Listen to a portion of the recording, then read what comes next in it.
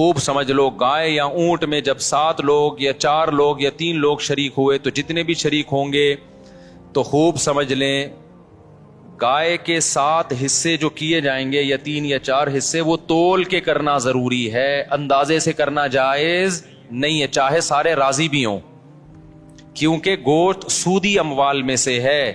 ایک بوٹی بھی زیادہ چلی گئی تو وہ سود کے حکم میں ہوگی،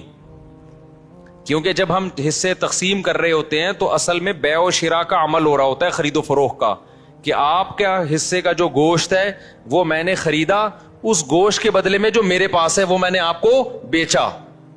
تو گوشت کے بدلے میں جب گوشت بکتا ہے تو وزن میں تول ضروری ہے، ذرا سا بھی زیادہ ہو گیا تو وہ کیا ہے؟ ربا ہے، سود ہے، اور جب وہ سود اس میں شامل ہوگا تو وہ سب کے لیے ناجائز ہو جائے گا، لہذا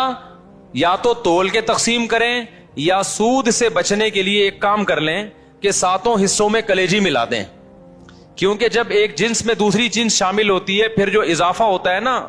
وہ مخالف جنس کی طرف نسبت کر دی جاتی ہے اس کی، یہ سودی احکام ہے، سمجھ میں آ جائیں ٹھیک ہے، نہیں آئے تو پھر کسی اور وقت بیٹھ کے چھاؤں میں آئیے گا، سمجھا دوں گا بیٹھ کے، ابھی تو مسئلے پر عمل کر لیں،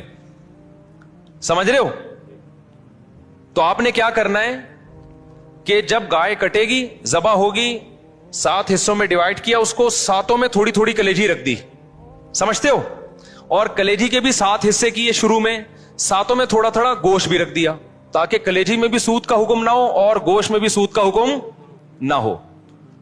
مخالف جنس جب آتی ہے نا تو اس کی مثال ایسے جیسے 10 روپے کے بدلے آپ نے 9 روپے خریدے تو ناجائز ہو گیا نا، لیکن 9 روپے کے ساتھ ایک ماچس کی ڈبی ملا لو گے آپ،